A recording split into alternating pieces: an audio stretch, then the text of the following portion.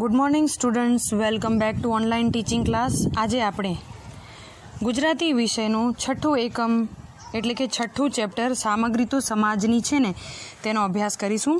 ટૂંકમાં પરિચય વિકાસ શર્મા એટલે કે લેખકનો કરાવું તો વિકાસ શર્મા ઉદ્યોગ સાથે સંકળાયેલા છે. તેઓ અવારનવાર પોતાના અનુભવો વર્ણવતા હોય છે. આ અનુભવ અંગ્રેજી સામાયિકમાંથી લેવામાં આવે છે. मतलब यहाँ पे जो लेखक की बात की गई है वो अपने एक्सपीरियंस शेयर कर रहे हैं कि उनकी एक इंग्लिश बुक में से ये उनका एक्सपीरियंस लिया गया है. અહીં વર્ણવાયેલી ઘટના આંખ ઉડાડે તેવી છે. પૈસા આપીને વસ્તુ ખરીદી હોય તો પણ એને બગાડવાનો અધિકાર કોઈને નથી, કારણ કે સામગ્રી આખા સમાજની છે. દરેક વસ્તુનો સાર્થક ઉપયોગ થવો જોઈએ એ સૃષ્ટિ સંતુલન માટે પણ જરૂરી છે. વળી પોતાને ઊંચા માની ને અન્ય દેશના લોકોને માટે પૂર્વગ્રહ ધરાવવા એ કેટલું ભ્રામક છે ये पण आ प्रसंग समझावे छे. यहाँ पे इन शॉर्ट में कहूँ तो ये चैप्टर ये समझा रहा है कि फॉरेस्ट कंट्री में हम सोचते हैं कि फॉरेस्ट कंट्री में जो लोग रहते हैं वो बहुत हाई फाई लाइफ स्टाइल उनकी होती है, वो बहुत ही अच्छा जीवन जीते हैं, लेकिन ये सही नहीं होता. और ज़्यादा पैसा खर्च करके जो हम चीज़ लेते हैं उसका वेस्ट नहीं करना चाहिए, उसका सही उपयोग होना चाहिए. इसीलिए यहाँ पे लिखा है कि दरेक वस्तुनो सार्थक उपयोग थवो जोईए. सार्थक उपयोग मतलब उसका सही उपयोग होना सृष्टि संतुलन माटे पण जरूरी है. सृष्टि के लिए भी बहुत ज़रूरी है. यहाँ से हम चैप्टर स्टार्ट करेंगे. जर्मनी उद्योगनी दृष्टिए घणो आगळ वधेलो देश है. टेक्नोलॉजीनी दृष्टिए पण आगळ छे. नाना नाना नगरोमां पण उच्च टेक्नोलॉजीवाળી चीज वस्तुओ बनावाय छे. आथी आपणने एम थाय के आवा देशना लोको घणुं मोज शोखवाळुं अने वैभव विलासी जीवन जीवता हशे. मोज शोखवाळुं अने वैभव विलासी जीवन मतलब बहुत मौज शौक से, एकदम शौक से जीना, और वैभव विलासी मतलब हाई फाई लाइफस्टाइल जीना. कम से कम मारा मनमा तो एवी छाप हती. परंतु હમણાં જ્યારે જર્મની જવાનું થયું અને મેં નજર જોયું તેમજ કેટલાક જાત અનુભવો થયા ત્યારે મને થયું કે આપણા લોકોની આવી છાપ કેટલી ખોટી છે.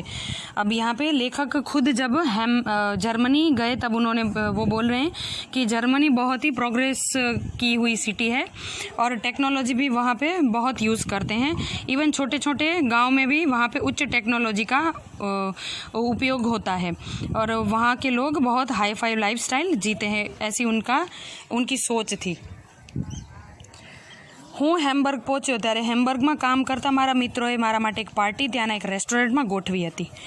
અમે રેસ્ટોરન્ટમાં પ્રવેશ્યા ત્યારે મેં જોયું કે ત્યાં ઘણા બધા ટેબલો ખાલી હતા. એક ટેબલ પર એક યુવાન દંપતી પોતાનું ભોજન લઈ રહ્યું હતું. ટેબલ પર માત્ર 2 જ ડીશ હતી. મને થોડું આશ્ચર્ય થયું.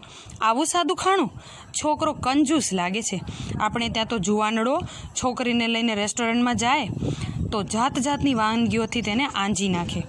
अब लेखक खुद बोल रहे हैं कि मैं जब वहाँ पे जर्मनी की हैम्बर्ग सिटी में गया तो वहाँ पे उनके फ्रेंड्स ने उनके लिए एक पार्टी रखी थी. वहाँ वो एंटर हुए तो उन्होंने देखा कि बहुत सारी टेबलें खाली थी. एक टेबल के ऊपर एक कपल बैठा था.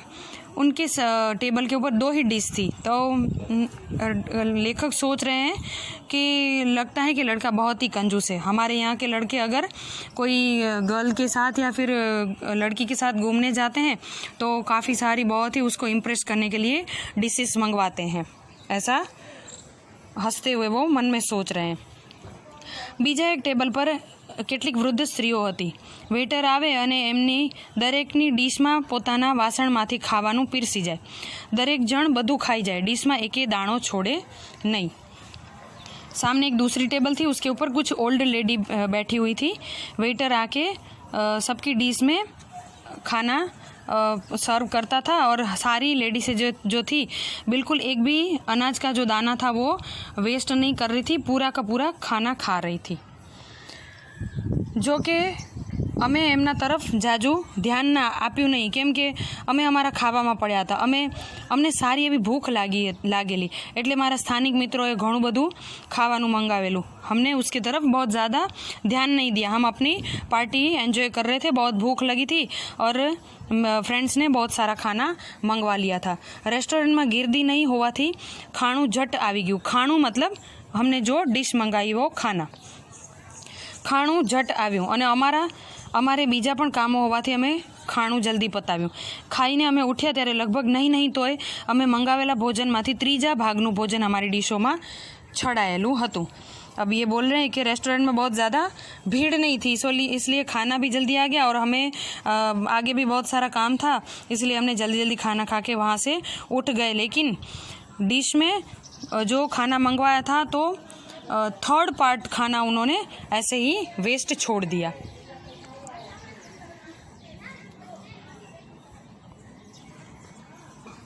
અમે હજી રેસ્ટોરન્ટમાંથી બહાર નીકળી રહ્યા હતા તેવામાં કોઈકે અમને બોલાવ્યા. અમે જોયું તો પેલી વૃદ્ધ સ્ત્રીઓ અમારા વિશે રેસ્ટોરન્ટના માલિક સાથે કંઈક વાત કરી રહી હતી. જ્યારે એમણે અમારી સાથે અંગ્રેજીમાં વાત કરવા માંડી ત્યારે અમને સમજાયું કે અમે આટલો બધો ખોરાક અમારી ડીશમાં છોડીને ઊભા થઈ ગયેલા છીએ એ તેમને ગમ્યું નહોતું. अब ये बोल रहे हैं कि रेस्टोरेंट में से जब वो बाहर निकल रहे थे तब किसी ने पीछे से उनको बुलाया और वो देख रहे थे कि वो जो ओल्ड लेडीज़ थी वो ये फ्रेंड्स और ये लेखक जो थे उनके फ्रेंड्स की कंप्लेन कर रही थी. बाद में उन्होंने उनके साथ इंग्लिश में बात की, तब उनको समझ में आया कि उन्होंने जो डिश में इतना ज़्यादा खाना छोड़ दिया था वो उनको अच्छा नहीं लगा था, इसलिए वो रेस्टोरेंट के जो मालिक था उनको कंप्लेन कर रही थी. પેલી વૃદ્ધ સ્ત્રીઓ તો ગુસ્સે થઈ ગઈ.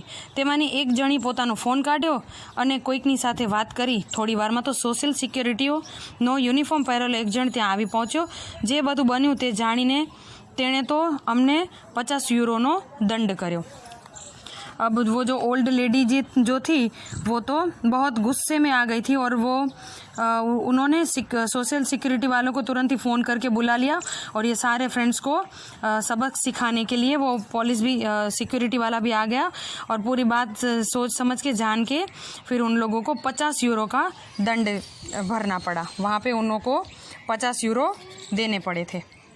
અમે શાંત થયા. સ્થાનિક મિત્રોએ 50 યુરોનો દંડ ચૂકવી દઈને तेनी पासे फरी पोतानी दिलगिरी व्यक्त करी. फिर हम थोड़े शांत हो गए क्योंकि झगड़े के मूड में दोनों साइड से ओल्ड लेडी और ये सारे फ्रेंड्स आ गए थे. फिर शांत हो गए. 50 यूरोज़ जो फाइन था उन्होंने भर के फिर सॉरी उनको बोल के वहाँ से निकले. पहला ऑफिसरे कड़क अवाज में मक्कमताथी अमने कह्युं, तमने जोईतुं होय ने तेटલું જ તમે ખાઈ શકતા હો તેટલું જ મંગાવો. પૈસા તમારા છે પણ બધી સાધન સામગ્રી તો સમાજની છે. દુનિયામાં હજી એવા ઘણા લોકો છે કે જે આ બધી સાધન સામગ્રીના તીવ્ર અભાવથી પીડાય છે. માટે સાધન સામગ્રીનો તો જરીકે બગાડ કરવાનો તમને કોઈ હક નથી. मतलब वो जो सिक्योरिटी ऑफिसर था वो एकदम गुस्से में आके मक्कमता से बोलने लगा कि ये पैसे तो आपके हैं लेकिन ये जो आपने वेस्ट किया है इसके लिए बहुत से गरीब बच्चे हैं जिन लोगों को इनकी ज़रूरत रहती है, तो आपको ये वेस्ट करने का कोई अधिकार कोई हक नहीं है. અમે છોભીલા પડી ગયા. અમને એમની વાત તદ્દન સાચી લાગી.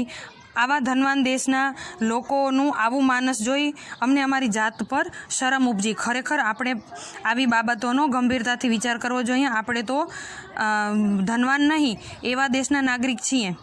આપણે તો આવી રીતના અભાવથી પીડાતા લોકોને નજર જોઈએ છીએ છતાં આપણી આંખ ઉઘડતી નથી.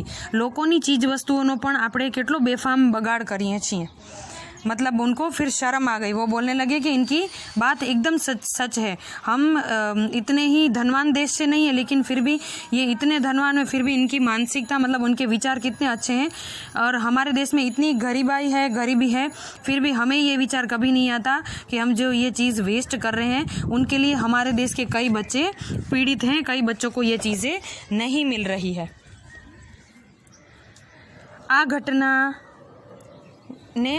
આ ઘટનાએ અમને બરાબર પાઠ ભણાવ્યો. અમને અમારી ખોટી આદતો સુધારવાનો બોધ પાઠ મળ્યો. અમને દંડ ભર્યાની જે ટિકિટ મળેલી તેની ફોટોસ્ટેટ નકલ કરી અમે દરેકે એક યાદગીરી રૂપે અમારી પાસે લઈ લીધી. અમે એ અમારા ઓરડાની દિવાલ પર ચોંટાડી રાખી છે. અમને કાયમ ઢંઢોળવા કે કોઈએ ક્યારેય કશોનો બગાડ કરવો નહીં भूमिपुत्रमाथी. फिर ये लेखक बोल रहे हैं कि हमें ये जो हमारे एक्सपीरियंस में से हमें एवरी टाइम के लिए ये याद रह गया कि हमें ये कभी ख़राब आदतों नहीं रखनी चाहिए.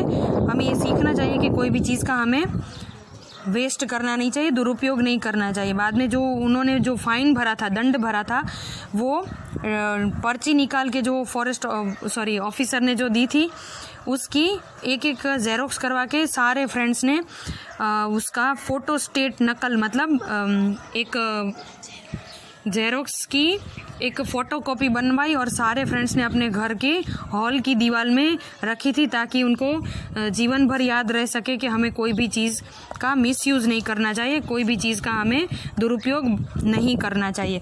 अब ये जो है भूमिपुत्र माथी, लास्ट में लिखा है भूमिपुत्र माथी, मतलब ये चैप्टर जो है पूरा भूमिपुत्र में से लिया गया है, उनकी बुक जो है। आपको ये भी याद रखना है क्योंकि आपकी अभी पहले जो टेस्ट आई थी उसमें एक क्वेश्चन पूछा गया था इस टाइप का।